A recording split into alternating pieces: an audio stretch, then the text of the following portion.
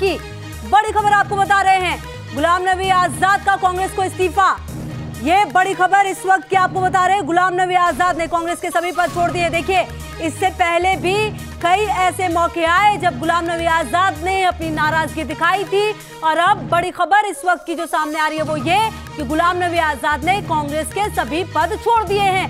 आखिरकार अब अगला कदम क्या होगा गुलाम नबी आजाद का, ये बेहद महत्वपूर्ण होगा देखना, क्योंकि अब आने वाले समय में 2024 में चुनाव है, उससे पहले कई राज्यों के चुनाव है। तो आखिरकार कहां और किस राह पर गुलाम नबी आजाद चलेंगे, ये देखना महत्वपूर्ण। और आप ये मानिए, कांग्रेस के लिए निश्चित तौर पर ये एक बड़ा झटका होगा, क्योंकि गुलाम नबी आजाद वो जनप्रतिनिधि जो लंबे समय से कांग्रेस के साथ रहे हैं, कई ऐसी टीम रही है जिसका नेतृत्व किया है, कई ऐसे मौके आए जब कांग्रेस मुश्किल में पड़ी, उस वक्त भी गुलाम नबी आजाद ने कांग्रेस को निकाला। लेकिन पिछले कुछ समय से अगर आप देखें तो कई बार ऐसा मौका आया जब गुलाम नबी आजाद ने नाराजगी भी जताई थी। मोहित राज दुबे हमारे सहयोगी ज्यादा जानकारी के लिए हमारे साथ जुड़ गए हैं।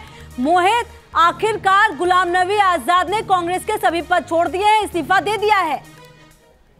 बिल्कुल, इस वक्त की सबसे बड़ी खबर कर सकते हैं राजनीतिक गलियारे से कि गुलाम नबी आजाद ने कांग्रेस पार्टी छोड़ दी है। और इस वक्त आपको बता दें कि लगातार ये बात सामने आ रही थी कि गुलाम नबी आजाद को पार्टी में जो हैसियत देनी चाहिए थी, लगातार ये सवाल उठ रहे थे कि गुलाम नबी आजाद को हैसियत नहीं दी जा रही है। लिहाजा गुलाम नबी आजाद ने इससे पहले जम्मू कश्मीर के चुनाव संचालन समिति से इस्तीफा दे दिया था। उसके बाद अब उन्होंने पार्टी की प्राथमिक सदस्यता से भी इस्तीफा दे दिया है। यानी इस वक्त कह सकते हैं कि कांग्रेस को बहुत बड़ा झटका लगा है। करीब 50 साल की राजनीति पारी गुलाम नबी आजाद की कांग्रेस के भीतर रही है। वो पहले ऐसे इकलौते आज के दौर में नेता है जिन्होंने इंदिरा गांधी के दौर में काम किया, राजीव गांधी के दौर में काम किया, और मनमोहन सिंह की सरकार में लगातार वो बड़े बड़े पदों पर रहे। पार्टी के भीतर क्राइसिस मैनेजर के तौर पर गुलाम नबी आजाद को देखा जाता था। आपको बता दें कि 15 अगस्त को तिरंगा यात्रा कांग्रेस हेडक्वार्टर से लेकर 30 जनवरी रोड तक जो निकला था, और वहां पर आपको बता दें कि राहुल गांधी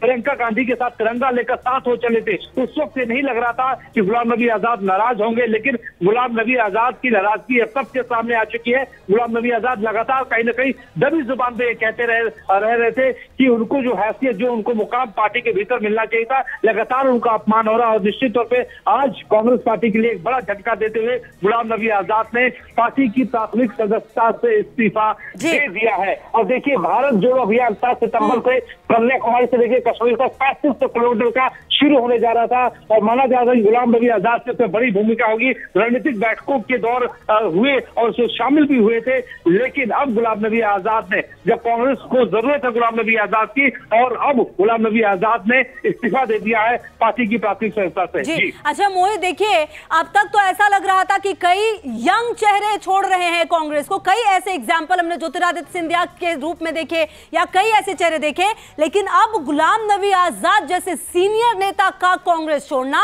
कहीं ना कहीं कांग्रेस को अब बहुत ही ज्यादा मंथन करने की जरूरत होगी, क्योंकि नुकसान काफी बड़ा है ये कांग्रेस के लिए। बिल्कुल, आपने सही सवाल किया है। आत्ममंथन, आत्मचिंतन की आज के दौर में कांग्रेस पार्टी को जरूरत है कि पुराने नेताओं और नए नेताओं में सामंजस्य स्थापित क्यों नहीं बन पा रहा है। सोनिया गांधी के दौर के नेता, इंदिरा गांधी के दौर के नेता, राजीव गांधी के दौर के नेता आज के दौर में क्यों नहीं सामंजस्य स्थापित पार्टी के भीतर कर पा रहा। राहुल गांधी को, सभी नेताओं को साथ लेकर चलने का आज का वक्त है, क्योंकि जिस तरीके से लगातार कांग्रेस की सियासी जमीन कमजोर है, लगातार वो विपक्ष में है, और ऐसे में अगर पुराने नेताओं और नए नेताओं में सामंजस्य स्थापित करके अगर सड़क पे नहीं उतरा गया और पार्टी के भीतर नहीं रखा गया, तो निश्चित तौर पे एक बड़ा झटका लग जाएगा। आपको बता दें कि 15 अगस्त का दिन मुझे वो याद है जब गुलाम नबी आजाद, आनंद शर्मा G23 के नेता कहे जाते थे और लगातार वे मांग कर रहे थे कि संगठनात्मक मजबूती पार्टी के भीतर होनी चाहिए, संगठन के चुनाव होने चाहिए, ब्लॉक लेवल तक अध्यक्ष होने चाहिए, और नया एक ऐसा परमानेंट अध्यक्ष होना चाहिए जो ऊपर से लेकर नीचे तक जो है वो निगरानी रखे, सही निर्णय ले। लगातार ये सवाल उठाए जा रहे थे, लगातार वो चिट्ठी लिख रहे थे। CWC की बैठकों में गुलाम नबी आजाद ये सवाल उठा रहे थे कि हम तो कांग्रेस पार्टी के ही सिपाही हैं, हम सदा कांग्रेस पार्टी में ही रहेंगे। लेकिन कहीं ना कहीं हम ये कह सकते हैं कि उनके मन में कहीं ना कहीं नाराजगी थी, और नाराजगी इतनी ज्यादा बढ़ गई कि देखिए आज के दिन आके उन्होंने कांग्रेस पार्टी छोड़ दी। और लगातार देखिए, हम लगातार ये बात कह रहे थे कि इंदिरा गांधी के दौर में उन्होंने डेप्यूटी ब्रॉडकास्टिंग मिनिस्टर के तौर पर उन्होंने काम किया था, राजीव गांधी के दौर में कैबिनेट मंत्री के तौर पर काम उन्होंने किया था। तो गुलाम नबी आजाद का पार्टी छोड़कर जाना निश्चित तौर पर आज के दौर में कांग्रेस पार्टी के लिए एक बहुत बड़ा झटका है। ठीक है, अच्छा मोहित, देखिए राजनीति है जिसमें हमेशा ही संभावनाएं बनी रहती हैं। हमने कई बार ऐसे मौके देखे जब गुलाम नबी आजाद, मुझे याद है जब राज्यसभा का उनका आखिरी दिन था, कुछ और भी सदस्य थे, जब उनका समय पूरा हो रहा था, ऐसे में प्रधानमंत्री मोदी ने जब संबोधन किया था तो उन्होंने भी तारीफ की थी गुलाम नबी आजाद की। ऐसे में तमाम सीक्वेंस को अगर देखें तो गुलाम नबी आजाद आगे के लिए क्या करेंगे, क्योंकि कई राज्यों में चुनाव है और सबसे बड़ी बात यह कि 2024 भी अब सामने है। देखिए बिल्कुल, लोकसभा चुनाव बेहद करीब है। 2024 को लेकर कांग्रेस पार्टी काम कर रही है और उससे पहले एक बड़े मुस्लिम नेता के तौर पे गुलाम नबी आजाद को जाना जाता था, लेकिन एक सेकुलर नेता के तौर पे गुलाम नबी आजाद को देखा जाता था। उत्तर प्रदेश के प्रभारी महासचिव थे, आपको याद होगा। इससे पहले वो हरियाणा के प्रभारी महासचिव हुआ करते थे और जहां जहां वो गए, आपको बता दें कि कांग्रेस की सियासी जमीन को मजबूत करने का उन्होंने काम किया है। लेकिन आपने जो सवाल अभी पूछा है, निश्चित तौर पर बहुत महत्वपूर्ण ये सवाल है, क्योंकि आपको याद होगा कि संसद के भीतर प्रधानमंत्री नरेंद्र मोदी गुलाम नबी आजाद के कार्यशैली को लेकर भावुक हो गए थे, वो रो पड़े थे। उन्होंने कहा था कि जब वो जम्मू कश्मीर के मुख्यमंत्री थे और वहां पर अटैक हुआ था, आतंकी हमला हुआ था और गुजरात के कुछ लोग वहां पर मारे गए थे, उस वक्त जो ऑपरेशन जिस तरीके से गुलाम नबी आजाद ने बतौर मुख्यमंत्री गुजरात के साथ किया था वो बहुत महत्वपूर्ण था। उन्होंने प्रधानमंत्री नरेंद्र मोदी ने गुलाम नबी आजाद को याद करते हुए कहा था कि पावर को किस तरीके से हजम किया जाए, किस तरीके से मैनेज किया जाए, अगर ये सीखना है तो आपको गुलाम नबी आजाद से सीखना होगा। तो निश्चित तौर पे एक ऐसे नेता जो कांग्रेस की जमीन को मजबूत कर सकते थे, वो भी आज के दौर में जहां कांग्रेस के लिए बड़े नेताओं की जरूरत है, तो ऐसे में गुलाम नबी आजाद का जाना सोनिया गांधी के लिए बहुत बड़ा झटका है, क्योंकि लगातार सोनिया गांधी नए नेताओं के साथ पुराने नेताओं में सामंजस्य स्थापित करने का काम कर रही थी। क्या पार्लियामेंट के भीतर संसद का सत्र भले ही चल रहा हो, लेकिन वो अपने ऑफिस में आकर पुराने नेताओं के साथ बैठक करती थी, मुलाकात करती थी, बातचीत करती थी और एक समाधान निकालने की कोशिश करती थी। देखिए G23 नेताओं के बारे में अगर हम बात करें तो इससे पहले, ठीक है मोहित, आप हमारे साथ बने रहिए। हमारे साथ मीर अफजल साहब जुड़ गए हैं, कांग्रेस के जनप्रतिनिधि हैं। सर, गुलाम नबी आजाद ने कांग्रेस को छोड़ दिया है, कांग्रेस से आजादी ले ली है फिलहाल उन्होंने, क्या कहेंगे इस पर? पहली प्रतिक्रिया क्या है सर आपकी?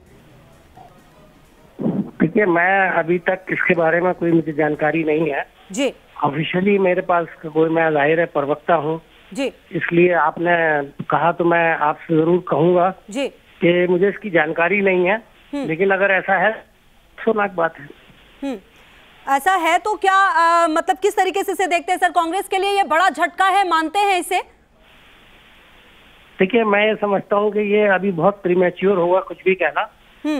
जब चीजें सामने आएंगी तो उसके बाद उसके मुताबिक उस पर कुछ रिएक्शन भी दिया जा सकता है। और उसके साथ साथ मैं ये भी कहूंगा जी कि आजाद साहब एक बहुत ही अहम बड़े लीडर हैं कांग्रेस पार्टी के, और कांग्रेस पार्टी में उनकी बहुत इज्जत है जी। यकीनन अगर उन्होंने ऐसा कोई कदम उठाया तो इसका तदारुक यानी कि इसको इस नाराजगी को दूर करने के लिए पूरी कोशिश की जाएगी जी। अच्छा सर, मेरा एक सवाल ये है, ठीक है आप ये कह रहे हैं कि आपके पास ऑफिशियली अभी जानकारी नहीं है, लेकिन सवाल अहम ये हो जाता है कि अगर इस तरह की घटना हो रही है कांग्रेस के अंदर, पहले तो जो जनप्रतिनिधि थे जो मतलब यंग थे वो छोड़ रहे थे कांग्रेस का साथ, और अब अगर गुलाम नबी आजाद जैसे इतने सीनियर मोस्ट नेता अगर छोड़ देते हैं कांग्रेस, तो ऐसे में सवाल कई सारे उठ जाते हैं। कांग्रेस को आपस में मंत्रणा की सख्त जरूरत है सर।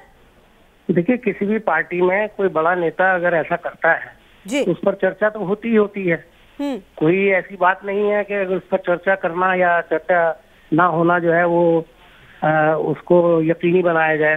ठीक है, तो मैं समझता हूँ कि जो कुछ भी हुआ है अगर ऐसा है जी, तो यकीनन इस पर पार्टी जो है इसका संज्ञान लेते हुए यकीनन इस चीज को हल करने की कोशिश करेंगे।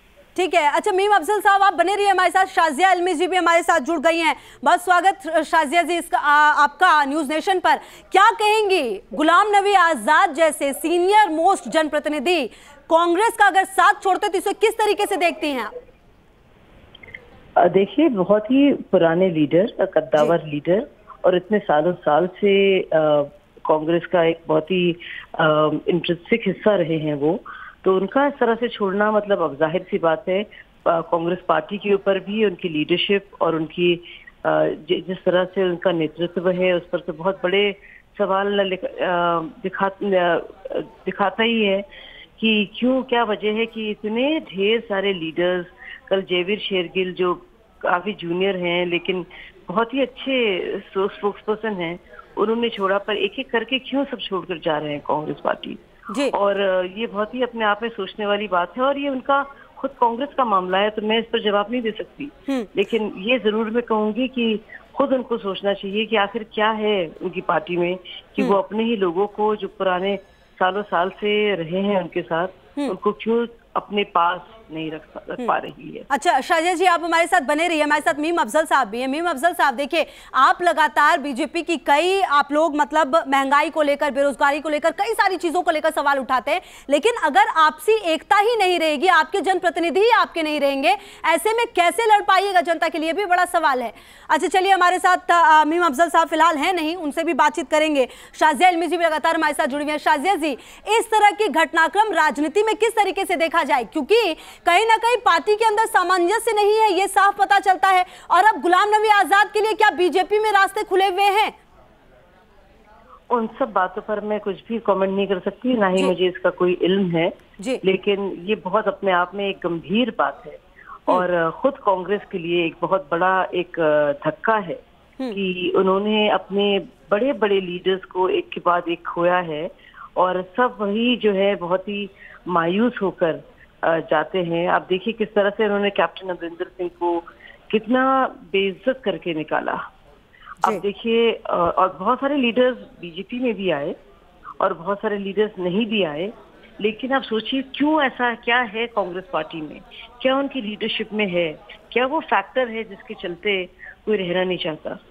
ऐसा नहीं कि सबके सब वफादार नहीं है, लेकिन क्या फायदा है वहां पे वफादारी का, और क्यों लोग वहां पे रहना नहीं चाहते, क्या इसकी वजूहात हो सकती है, इस पर गंभीरता से चिंतन करना बहुत जरूरी है उनके खुद के लिए।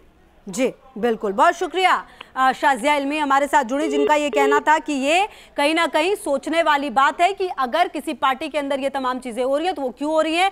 और देखिए सबसे बड़ा सवाल ये है कि गुलाम नबी आजाद जैसे सीनियर मोस्ट नेता अगर इस तरह का कदम उठाते हैं तो उसके पीछे कई सारी बातें सामने आती हैं।